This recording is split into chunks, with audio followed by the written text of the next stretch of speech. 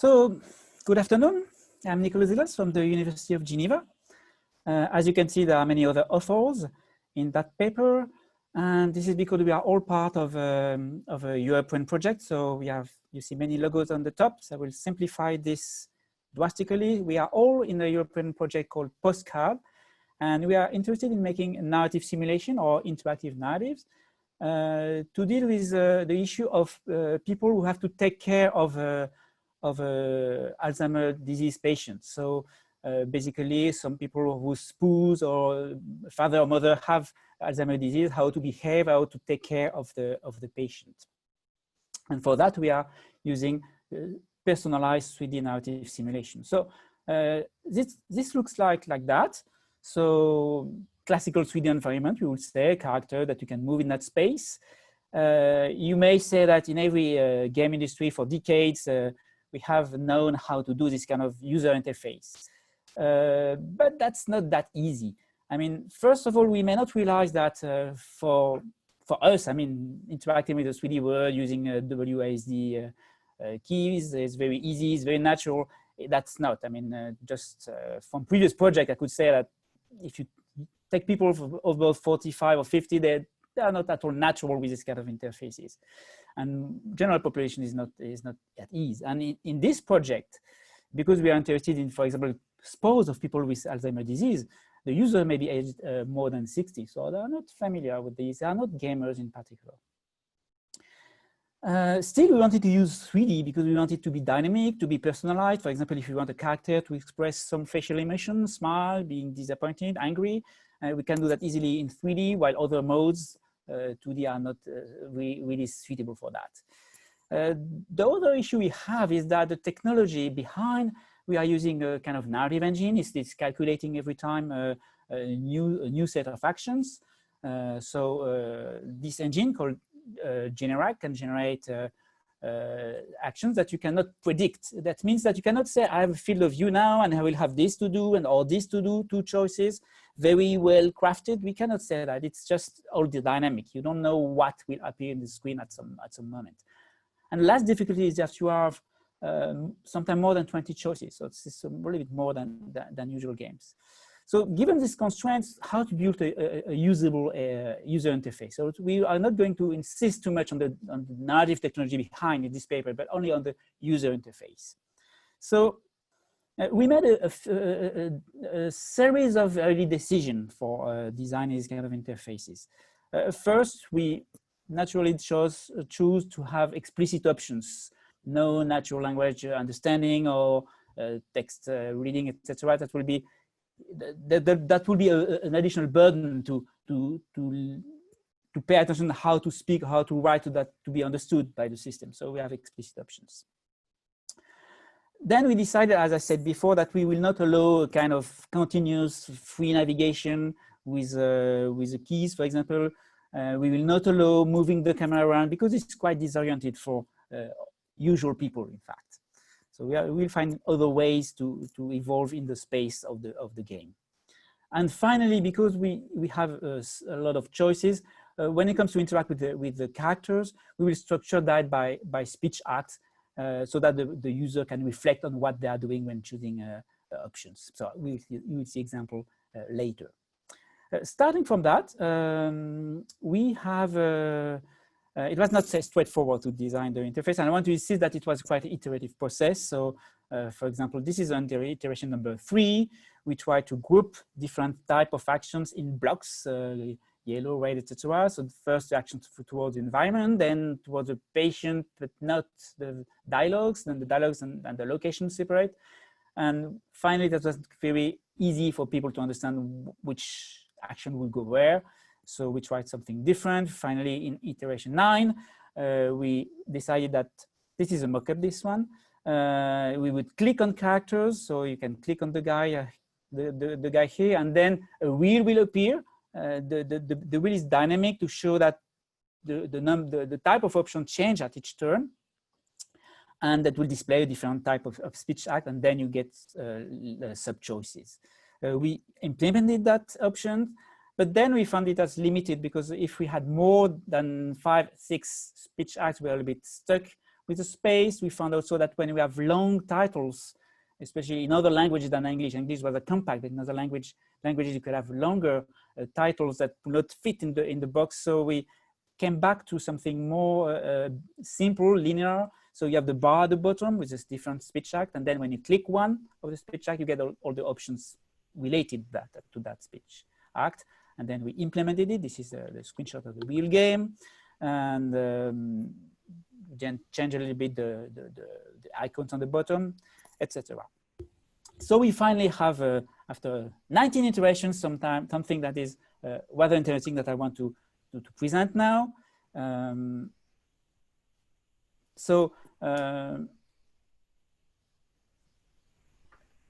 The main decision for this interface are regarding the clicks. So when you want to click, when you want to interact with a character, we just click on it. So it's a point and click system. So the character is highlighted in blue, you click on it, and then you get the first line at the bottom with the speech acts, and then the sub choices.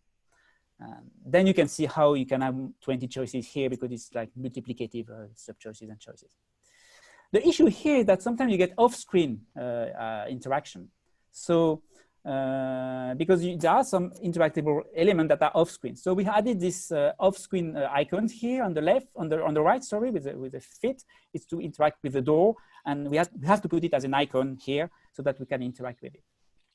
That's here. And finally, we also have another issue is that occlusion. Sometimes a character is occluding the object that is interacting. So again, you cannot move around and move to see it and to access it. You have to see through. So we use occlusion icons for that. For the dialogues, we also have some issue when someone is talking from, so the normal dialogue is in-screen dialogues close to the character, which is cognitively more interesting and more usable. And then here, when you have people speaking from outside the field of view, you need also to have speaking icons, which are represented by the blue circle here. And finally, on the right, you get the similar situation, but in this case, you cannot click on this one. That's why you have the red outline here. So the idea here is that we have constrained to have little no movement on the camera and no free moving, and then it came up with a rather complex system, but I think usable system of icons to be able to, at any moment of the game, to access all the actions that are available at this time. So my goal now was to show you a short demo.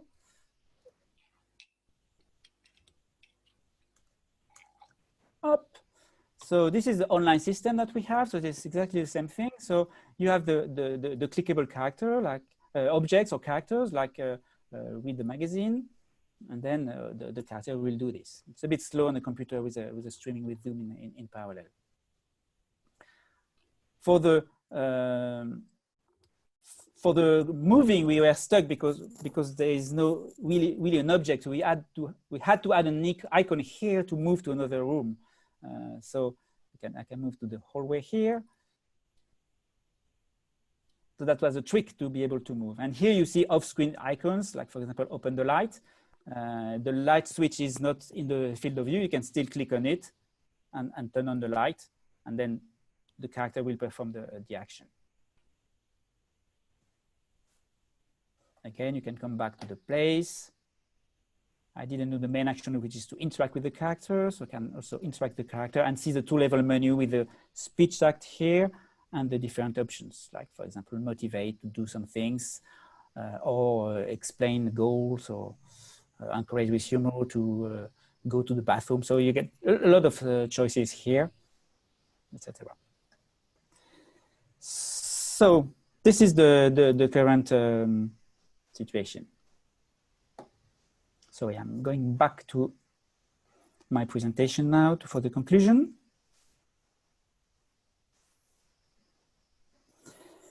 So yes, this is the current state of this project. Of course, it still has to be tested. We have tested it with intermediate version. This one is still to be tested again. This is an ongoing process. We are aware that some point this still may have to be improved, and this is where we are.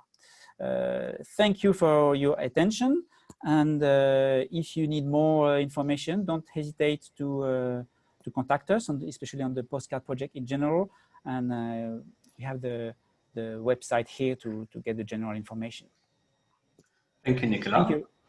Are there questions for Nicola? And please unmute yourself.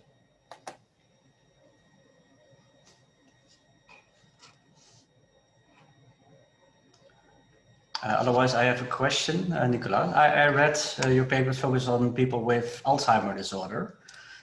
We actually are starting a project on this topic ourselves. And I know that attention control is a big issue for people with Alzheimer's. So like focal attention, capacity to resist distractions, capacity to divide attention. So I was wondering, the interface that you designed, it looks quite also like visually like complex. So I was wondering which ideas you had to kind of make it easy for senior citizens and people with Alzheimer's specifically. You are muted, Nicola. The users are not Alzheimer patients because the users are the caregiver. So you are playing the helper, you are playing the daughter of the patient in that screenshot, for example.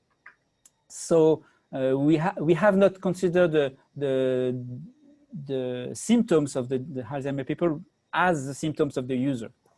We are just taking users as seniors. We may have who may have of course attention issues, but they are not because they are not the Alzheimer. Okay, so yeah. So would there still be something to perhaps visualize or simulate to make it easier for these trainers to perhaps empathize or relate to the actual end user or the senior citizen? So, sorry, I didn't get the question. You mean the complexity of the interface? Yeah. So the senior citizens, of course, there are specific things that they are less good at, certain executive functions. Would this be necessary to simulate even more in this interface, or not so much? Yeah, some initial tests we made have seen that maybe the sophistication of distinction between icons is maybe too complex, even for some people. So they may not understand things. It was still usable. They may be able to understand it's off screen, but for example, the distinction between these two off screen icons may be too complex. So. But it has not yet been fully tested, so we are going to test it better in the next month to have feedback on the running game. Yeah. Okay, I am holding the floor. Are there more questions for you? You can unmute yourself. No. Joshua, question is there an ontology or guiding representation to the object interaction or dialogue, or are they created in a contextual and customized way?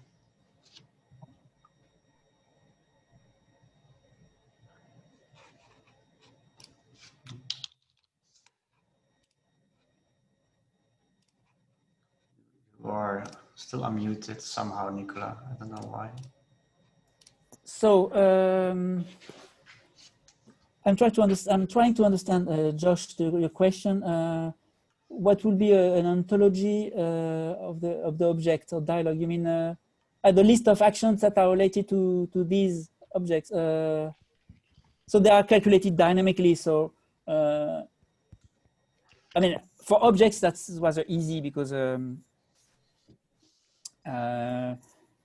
yeah, it's predetermined. You know that for a magazine can be read, and because there is this option of reading a magazine. But for characters, this is built dynamically. So it's not just an ontology, but it's a combination of a speech act and things that the concrete things that a user can, that a character can do. For example, go to another playroom or touch the character, etc., or open the radio.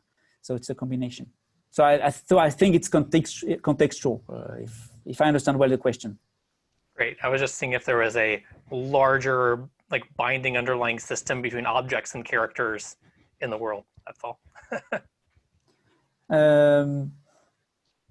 Yeah, but the binding, we have to calculate the binding, and this binding is calculated in real time. So the system receives the calculates from a set of actions that are available in the game at that moment, how to bind characters and object to that actions. We call them associations, and the associations are sent to the what we call the theater, the visual represent the interactive part, and then that creates the interface dynamically.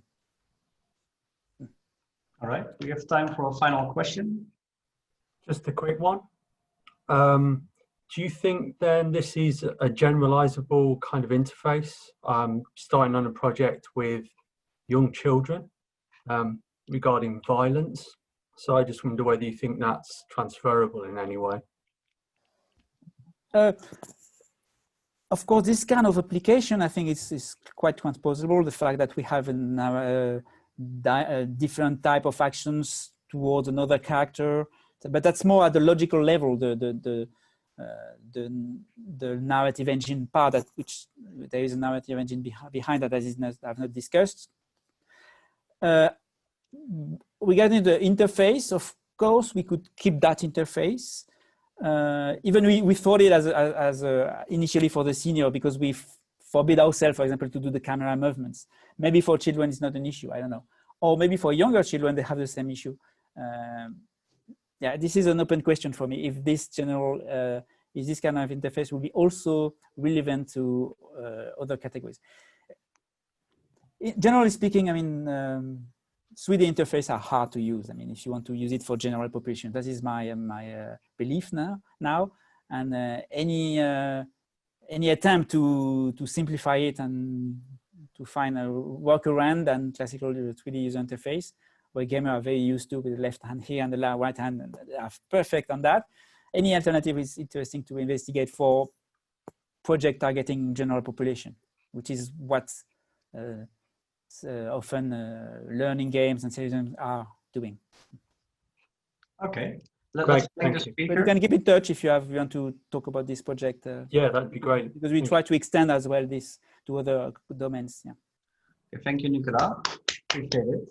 Thank you. So we have a next presentation from someone from your group. Is Sergio presenting that, or are you doing that, Nicolas? It's Sergio who's presenting. Okay.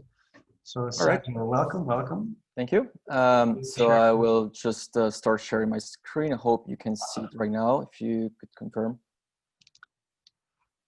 Welcome, Sergio. Will you introduce yourself? Yeah, well, I am a PhD student at the University of Geneva under the supervision of Mr. Nicolas Hilas, which you just heard before. So you will hear about, basically, this is the paper I'm going to present today is use of process mining to look into the engagement trajectories in IDN, interactive digital narratives. So yeah, I am a PhD candidate at the University of Geneva under Nicolas' supervision. So let me just start by bringing these two elements here who are probably very familiar to many of you here in the audience. So you have on one hand narrative, on the other hand you have interactivity. So these two elements are often regarded as inversely proportional. If there's a push on the interactivity side, then the narrative will get affected, and the other way around. So the main question here is it something that we can reconcile? Can we go work together and do this with these two elements, right? So again, this is the premise and the rationale of this field called interactive digital narrative. You might be familiar with it. I think this is a brilliant definition by Christian Roth, which says it's a computer-based interactive entertainment media that would allow users to intentionally influence a nonlinear narrative, and this mediated by a storytelling engine. So you can see it as a sort of the ideal Star Trek's holodeck model, right? So that's kind of the field that I'm doing research on. The test bed, particularly for my research, is the system, a system called Nothing for Dinner, which was created by Nicolas Hilas, which is shared before. Again, everything is generated on the fly. There's a lot of very complex calculations going behind, but the objective of the game is, as the name says, you have to make dinner. which is not as easy as it sounds, because this time is not Alzheimer, but you have a traumatic brain injury, a dad with a traumatic brain injury. So it's not the easiest of the things to achieve. So this is more of a pedagogical application, but this is the testbed for basically my particular scope of research, which is the assessment of the interactive narrative experience. So the particular user experience of users interacting with a system of this kind. So traditionally, what you do for assess, or what is being done in most of the research to assess the interactive narrative experience, is you make the user play with the system for a while, and then you have some questionnaires at the end. So you have some idea of what went well or wrong. This is fine, but it's not sufficient. In IDN, interaction digital narratives, we need to go to dig deeper. We need to understand at the more fine-grained level what's going on. And this is basically because it's relevant to know which part of a story elicits certain experiences. And also, you know, with machine learning and all the big boom in generation of narratives, we have more capable systems, but the human is still the center, I would say, in this situation. And we need methods that are equally able to assess what went well or not. So in my PhD, one of the core things that I say is that engagement is a core dimension here. Engagement is an umbrella term. We all know that can be associated to a plethora of personalizations, but this particular approach is continuation desire as an indicator of the presence of engagement. Continuation desire is the active volition, the desire to continue making part of the experience. And this theory was brought by Henrik Schnellfock. And I said we can really understand the experience by looking into the engagement as continuation desire. So one of the trade-offs of the method of continuation desire is that we have to interrupt during runtime, which is not ideal, but hey, you have to get some data from somewhere. So interruption design was the interruption was basically as you can see here in this screenshot.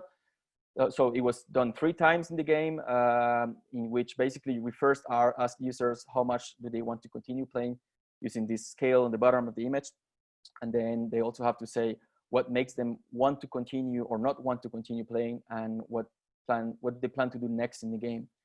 So by doing this, I said, well, we have some engagement trajectories of interest by, let's say, having 3 points, and then by saying, okay, we have either high, neutral, or low engagement. So I defined these trajectories of interest, and I said, well, let's see if these actually map or model well basically what the users did in the game, because again, these games are totally dynamic, so you cannot see, you have a plethora of experiences going on. So here, the hook trajectory, and again, all these names I invented myself, so you can agree or disagree, but the hook trajectory is basically what the sweet path, so what went well at all times, high values of engagement, and then you continue going down and you have different combinations. And at the bottom of the table, you see the unengaged, which is basically what went wrong at all times, the user that hated the whole experience. So I set up experimental study for understanding if these trajectories of interest were a valuable approach for understanding the space of generated interactive narrative experiences. And also, as it's the title of the paper, can process mining, and I will explain what that is in a minute, help understanding or help characterizing these different pathways of interaction, see what happened during runtime. So this study was done totally online, and the results are as follows. So you can see here, basically all of the trajectories that were reported by 90 users. So as you can see, we should report the results real quick. The engagement trajectories of interest, the ones named unengaged, betrayed, and hooked, were basically the ones that managed to catch most of the users, but basically not the 7 of them, just 3 out of the 7. There are 2 other trajectories that basically capture an equal or even greater amount of users. The disappointed trajectory, which is high engagement in the beginning, low and low. So basically they went from, you can feel the disappointment of the experience, and then high and neutral. So basically they were not quite disengaged towards the end, but still they were not hooked. So these were basically answer the first point, which is engagement trajectories are a good way to understand what happened well and not so well in this kind of system, the whole space of experiences. And the second point here is the the process mining. What is the point with process mining? This image may be familiar to you. Basically, you as a designer or as an author of this kind of system, you may have an idea of what the users might do, what kind of pathways of interaction they would do. And then on the other hand, you have data mining, which is, okay, I found these patterns and these patterns, but you don't know what happened in between. So process mining helps understanding the why behind the what. And then I said, well, this is a great approach to understand and to model the space of interaction in this kind of systems, because this is what it looks like. This is just the hooked engagement trajectory. And you can see, and probably you agree with me, this is very hard to understand. And this is just a simplified version, but this also shows the complexity of the systems we're dealing with. But what was the purpose of using process mining if it looks so messy, right? Well, at this point, you have to apply the right filters and you have to do the right approach. By using timestamp logs, you can compare, let's say, the two trajectories. So on one hand, the hook trajectory with, this is the first interruption only. So you can see on the left-hand side, for the hooked one, you can see basically that there is a difference in the amount of times with a specific act was triggered.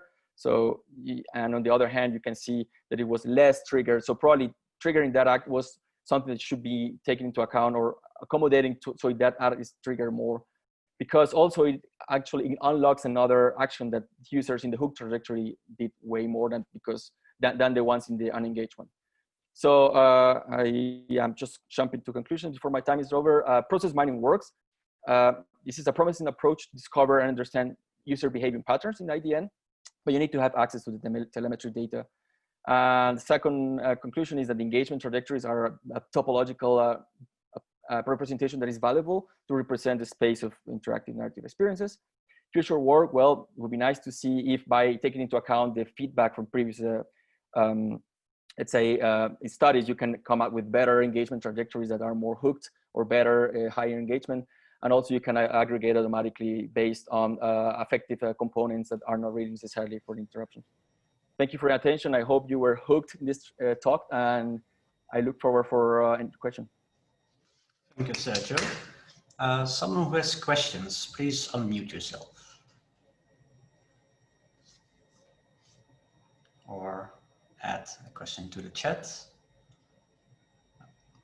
In the meantime, Sergio, I have a question, and I don't know if this is a good idea, but somehow I was thinking of the director from the Left 4 Dead games, which is very good at pacing a certain experience. Mm-hmm. And it kind of does this based on measuring some interactions. I think it does like measure mouth movement and quick shooting. Is there like a parallel to draw with interactive narrative games that we could learn from? Well, I think I hear often this kind of comparison with the director, because here, well, you do want the player to get to the point in which he's challenged, but not really when he's frustrated too much. Even though frustration can be good, there's positive frustration that leads towards continuation desire, basically willingness to continue. So I think from the narrative dimension, well, there is a lot of things to learn. You can, and Nicola will basically answer this better than me. You have a lot of basically lessons that we are still learning from the field of interactive digital narratives that could be applied to AAA games. And you can see games like, well, this is basically hardcore, basically inference with Detroit or Become Human and stuff and so on. So again, there's a lot of things that could be learned and basically transposed from one field to another for sure. And on a narrative level, that's what we want to understand, how basically users perceive them. Okay, thank you. That's helpful. All right, who has more questions? I have a question, please, if you don't mind. Please.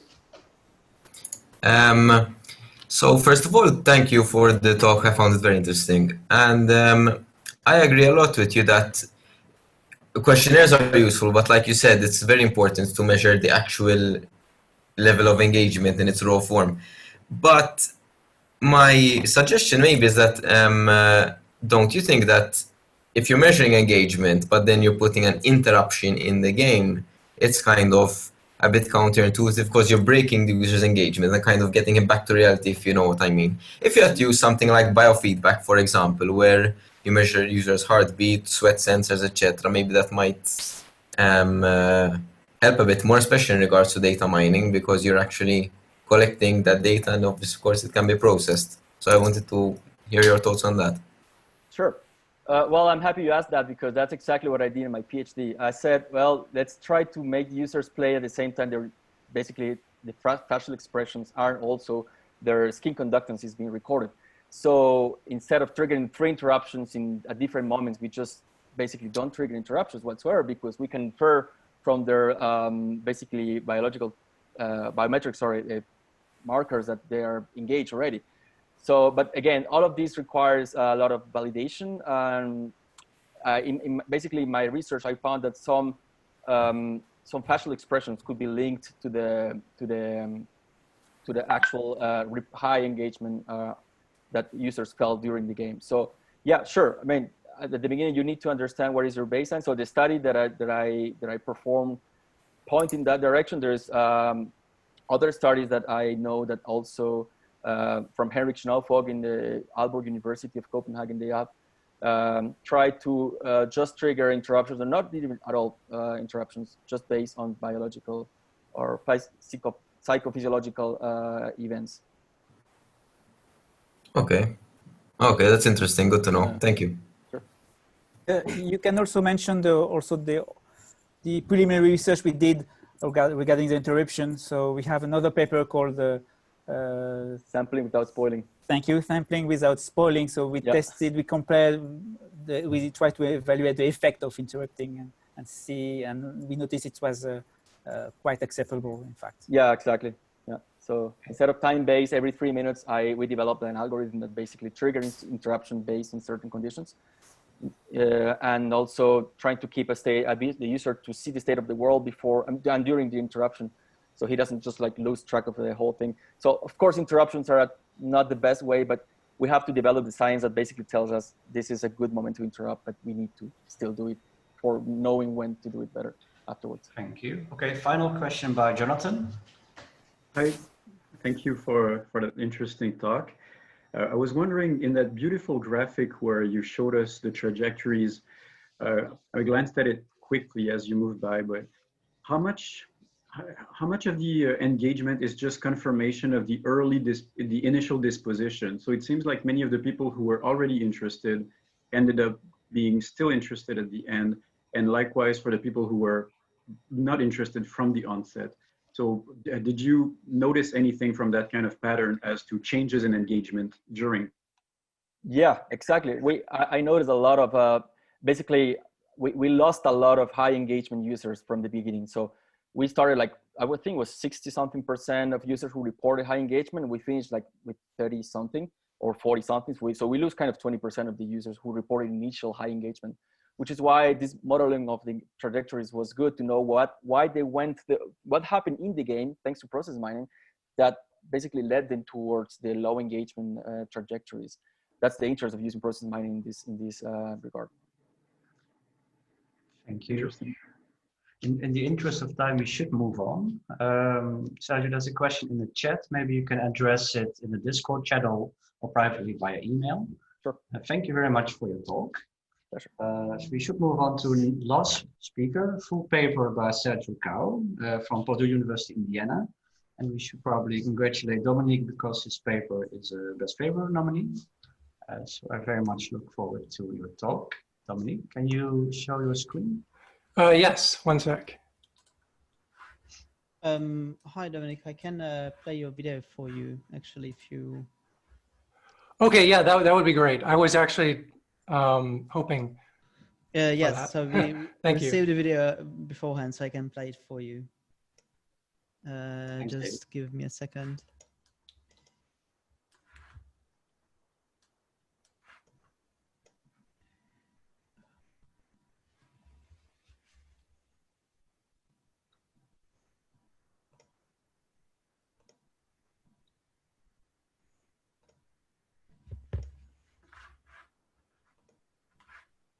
And I'm assistant professor at Purdue University. Hi, my name is Dominic Kao, and I'm assistant professor at Purdue University. So first of all, thanks to the FDG 2020 organizers for doing such a great job in organizing this online format for FDG given the circumstances. And a huge thanks to everyone for tuning in to listen to my talk. So today I'm going to be talking about help facilities in game-making software. In terms of the outline for the talk, we'll start with the motivation, then move on to the system, the experiment, results, findings, and conclusion. Game-making software is pervasive. Unity, for example, powers over 50% of all games. However, it's not just game-making software as we would typically conceive of it that is popular. Modding software is leading to new games and archetypes all the time. The original Dota was created in the Warcraft 3 editor, which popularized the MOBA genre. This has led to its highly popular successors, including League of Legends and Dota 2. The original Counter-Strike was developed from a modification for Half-Life. Dota Auto Chess is a mod for the game Dota 2, which led to the Auto Battler genre in games including Teamfight Tactics, Dota Underlords, and Hearthstone's Battlegrounds. These are just some of the more notable examples that led to what we consider commercial success, but there's an enormous amount of vibrant creations happening around so many communities in gaming every day. So in this particular paper, we wanted to know, how do people learn how to use game-making software? What are the most prevalent forms of instruction? If we can build more efficacious help for game-making software, we can promote better games, more creators, and greater diversity. The most pertinent research areas for this topic include software learnability, which is essentially a set of metrics for measuring the ease with which a given piece of software can be learned. Next, there's multimedia learning theory, which illustrates the principles which lead to the most effective multimedia teaching materials. Finally, there's literature on text-based help facilities, interactive tutorial help facilities, intelligent agent help facilities, and video tutorial help facilities. However, the relative effectiveness of these different tutorial styles is not well understood. So the first thing that we wanted to do was review existing game-making software. We reviewed a set of game-making software extensively and systematically reviewed each piece of software. We found that text documentation is prevalent in the majority of game-making software. Official video tutorials are present in approximately half of game-making software. A lesser number of game-making software contain interactive tutorials. And finally, no game-making software contained an intelligent agent that responded to user choices. Next, we developed our own game-making software called GameWorld. GameWorld is similar to Unity, and you can develop first-person shooter games without programming. This is a quick clip of GameWorld being used inside of the web browser.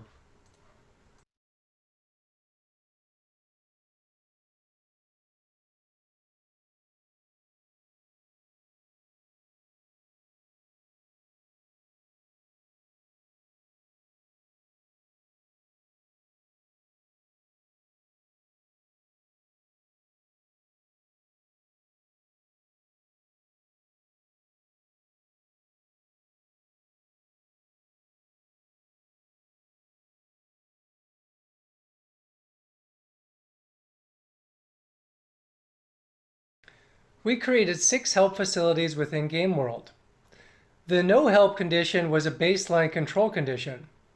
The all help condition contained all of the help facilities, and each help facility contained the same identical tutorial, which consisted of learning the basics of the editor and creating a simple level.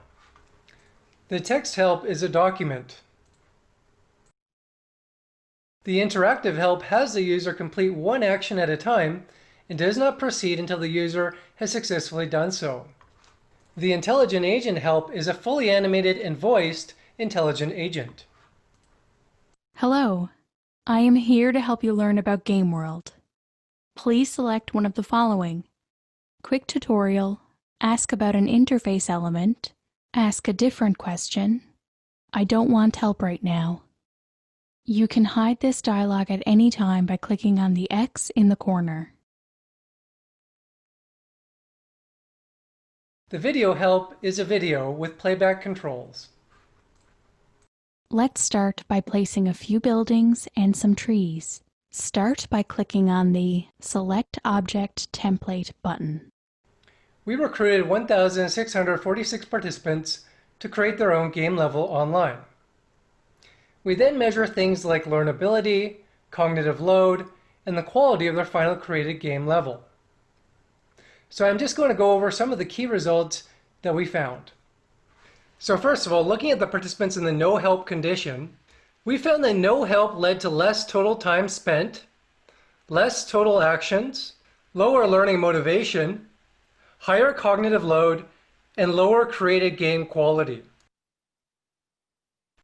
For text help, we find that it leads to higher cognitive load. For interactive help, we find that it increases total time spent, total actions, learnability, created game quality, and time spent on help. For the intelligent agent, we find that it decreases cognitive load and increases time spent on help. For video help, we find that it increases total time spent, learnability, created game quality, and time spent on help. For all help, we find that it decreases cognitive load, but that it also decreases the likelihood of a user activating help on startup.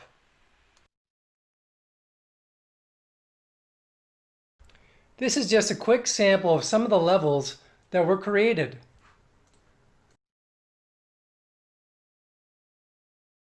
So as a result, we have some recommendations for game making software. First of all, interactive help and video help improved outcomes. But in our review of game making software, we found that while 90% had text documentation, only 53% had videos and 20% had interactive tutorials. This indicates a potential missed opportunity for game making software to better introduce systems to users. Next, any help is better than no help. Participants in no help perform badly on all outcomes. So having some help facility was always better than having no help facility at all. This indicates that game making software should always incorporate some form of help, even if simply basic documentation. Finally, be wary of giving users choice of help. Results show that participants in the all help condition, in which participants were able to choose which help facility to use, led to worse outcomes than interactive help or video help alone. Participants in all help were less likely to activate help on startup and spent less time on help. This indicates that initially prompting the user with just one good help facility will be more effective.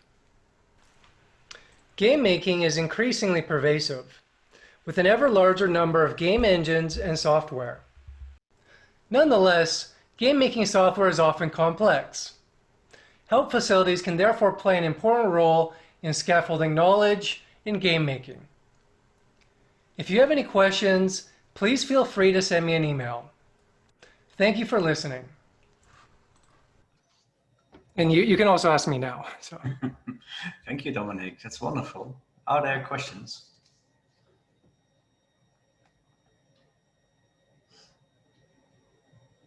I'm sure there are. Just wait a second, otherwise I'll skip it.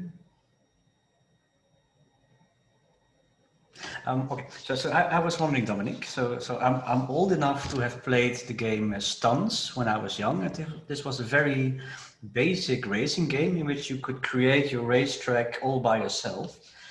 And it was a terrible editor, like absolutely terrible. But somehow like figuring out how to like really build a really cool level created some really big enjoyment for me. And I was like, oh my God, look what I did. So I was wondering if there's also an effect on indeed the help that people need, and perhaps a decrease on feeling like, oh my God, like I did this instead of I followed these instructions. Did you hear something in like observations, experiments? So that's not something that we studied directly in this particular paper. We're mainly looking at how can we scaffold their initial learning for novices of the software.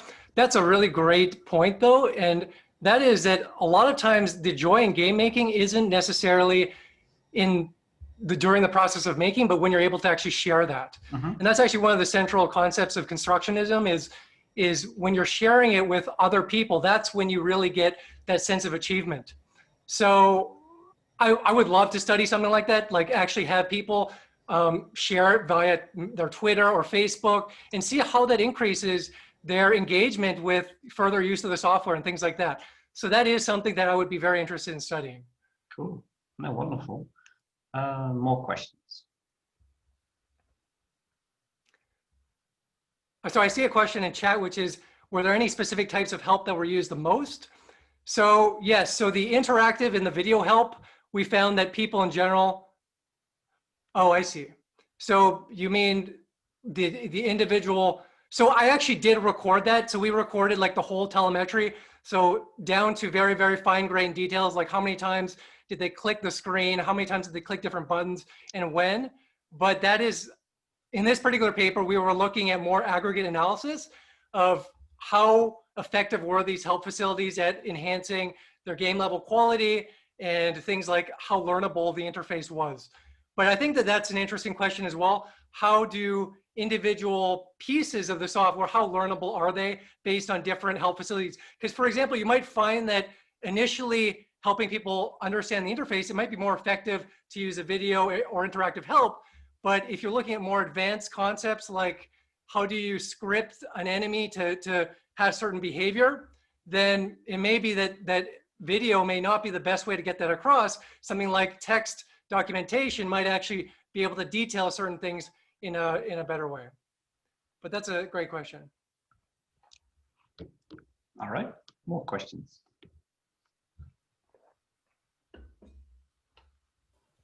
Yes. Nicolas? In the category of interactive help, does it include the notion of contextual help, where you are in a certain situation and instead of giving the full help, which can be overwhelming, you would give just specific section or even being proactive help? Is it part of it, or is something different that you want to consider as well? So contextual help is actually very much a part of what interactive help is based on, because basically you're performing different actions and you're only getting help just in time as it's needed.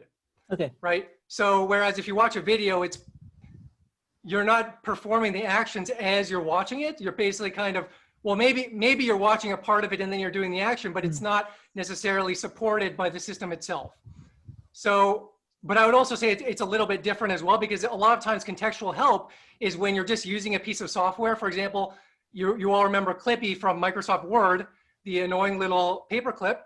And a lot of times that was trying to provide contextual help. So, oh, I see you're trying to, save your document somewhere. Well, let me help you with these tips. So that is more the type of thing that I think about when I think of contextual help. But certainly, I think a large part of interactive help's effectiveness comes from the fact that it is contextual. Okay. So that's a great question. Okay, thank you. Yeah. All right. Dominic, I was wondering myself, because you just, I think, included more than 1,600 participants, which is really quite impressive. So did you notice some differences in, say, personality type and how people would react or engage? Because I can imagine that people that are very conscientious, they perhaps nicely follow instructions, and other people perhaps really try to see the limits of the editor and try to maybe break mechanics or do very different kind of things. Did you make some observations to that end? Right. So I think the place where the magnitude of that type of thing appears most visibly is in the final game levels that they actually produce. So it's, for example, it's very clear that some people are not taking the software seriously, for example, in the types of maps that they create. For example, some of the types of maps that they create are sometimes inappropriate in different ways. But I mean, you see that in any type of software. For example, Spore is a really well-known example. But I think that there are people on both ends. So there's also people that you see spending, several hours creating very, very detailed creations as well. So you do see a lot of variance whenever you get a large sample size on both ends of the spectrum, especially when you get people who feel, I think that in some ways people feel more anonymous online, and sometimes may feel more like they can it kind of goes both ways, because yes, they sometimes feel like they can do whatever they want and not follow the instructions, but also I think that sometimes they feel like they can explore the interface more readily. And so they can use different parts of the interface that are more advanced and are able to go, I think, in some ways, even further than some people that are just using the interface in a regular lab study. Okay, thank you, thank you. There's a final question, let's call a final question given time, from Jet Shell. He writes, I know it's difficult to measure, but do you feel that there is a change in the creativity of the levels based on the type and amount of help? So that's a great question. So in assessing the quality of game levels, we basically asked users along several dimensions. One of them was originality, but there was also aesthetic, there was also fun, there was also difficulty, and then overall quality. So we got ratings from both the users themselves. So the users answered how good did they feel that their own levels were on these different dimensions. But then also we brought in 3 QA experts who were trained beforehand, who basically individually rated every single of those game levels that users created. And so yes, there was a significant difference. And in that sense, several of the help facilities did significantly increase the amount of creativity and the overall quality of those game levels. So those details are in the paper if you're interested. All right. Does that answer your question, Jetto? Yes, yeah, that's great. Thank you. Cool. Okay. Dominic, then in the interest of time, let's thank you very much for your wonderful talk. And we have a few minutes to freshen up, run around, get a drink, and get ready for the keynote from Marie Volston. And yeah, participants, please enjoy the rest of the FDG conference. Thank you all. And more questions, of course, go to the Discord channel. And, yeah, that's it. All right. Bye. Thank you. Thank you.